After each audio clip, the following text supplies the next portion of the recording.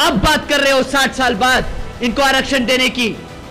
साथियों, ये पैदाइशी गद्दार है, इनको जवाब देने का कोई फायदा नहीं। क्या लगी?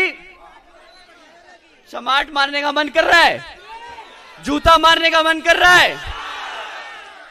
साथियों, अपने आग उगलते बयानों के चलते सोशल मीडिया से लेकर के दलित समाज के अंदर अपनी नई पहचान बनाने वाले आकाश आनंद, उनकी शांति का विषय क्या है, क्यों वो शांत हो गए हैं, क्यों उनकी रैलियां एक के बाद एक रद्द कर दी गई हैं, ये अपने आप में बड़ा सवाल है। दरअसल बसपा प्रमुख मायावती के भतीजे और पार्टी के नेशनल कोऑर्डिनेटर आकाश आनंद फिलहाल चुनावी जनसभाएं करते हुए नहीं दिख रहे हैं। बीते 28 अप्रैल को सीतापुर की चुनावी रैली में जो भाषण दिया था, उसके बाद आचार संहिता का उल्लंघन मानते हुए पुलिस ने FIR दर्ज की थी और उसी FIR के बाद उनकी प्रस्तावित सभी रैलियों को बिना कारण बताए रद्द कर दिया है। जबकि BSP के तमाम प्रत्याशी चाहते हैं कि उनके इलाके में आकर आकाश जनसभाएं करें, लोगों को संबोधित करें, लेकिन आकाश इन दिनों नई दिल्ली में हैं और टीवी इंटरव्यू और तमाम मीडिया से बात करने के अलावा किसी रैली में एक्टिव नजर नहीं आ रहे हैं। अब वो दूसरे राज्यों में ज़्यादा सक्रिय दिखाई देंगे,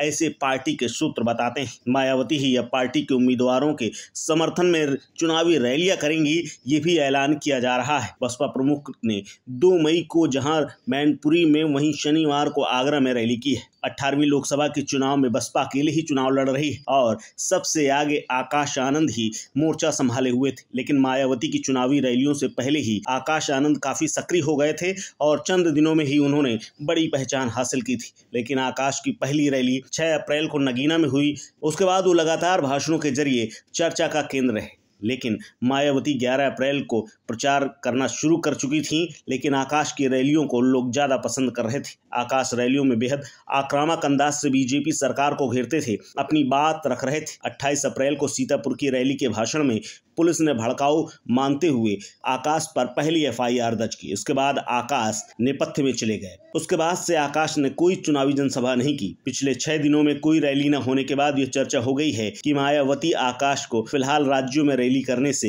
रोक चुकी हैं। पार्टी नेताओं का कहना है कि आकाश की रैलियों के कई कार्यक्रम न बनाने के आदेश मिले हैं। चुनाव प्रचार से दूर आकाश नई दिल्ली में हैं। पार्टी नेता इस संबंध में स्पष्ट तौर पर कुछ नहीं कह रहे हैं, लेकिन बताया जा रहा है कि आकाश की जल्द ही दूसरे राज्यों में चुनावी रैलियां होंगी। फिलहाल यूपी में उनकी जुबान बंद कर दी गई है। सीतापुर में दर्ज FIR के बारे में आकाश ने एक समाचार एजेंसी से बातचीत करते हुए कहा था कि अपने संबोधन में कुछ गलत नहीं कहा है। प्रदेश के युवाओं को बेरोजगार रखा गया है, गरीबों को मुफ्त में राशन देकर गुलाम बनाया जा रहा है, महिलाओं के प्रति अपराध बढ़ रहे हैं। उन्होंने ये भी कहा कि अगर ये सब कुछ गलत है तो इसके लिए माफ़ी मांगने की जरूरत नहीं है, लेकिन उन्हें कुछ भी इसमें गलत नहीं कहा है और ऐसे ही वो आगे भी बोलते रहेंगे। हालांकि हो सकता है कि संबोधन का इस्तेमाल किया गया शब्द ज़्यादा रिफाइन नहीं था, जो विपक्ष को चुभ गया। ऐसी सफाई आकाश आनंद ने दी है, लेकिन अपने फायरी बयानों के लिए मशहूर हुए आकाश आनंद ऐसे चुप होंगे, इसकी उम्मीद नहीं थी। ऐसे में सवाल उठ रहे हैं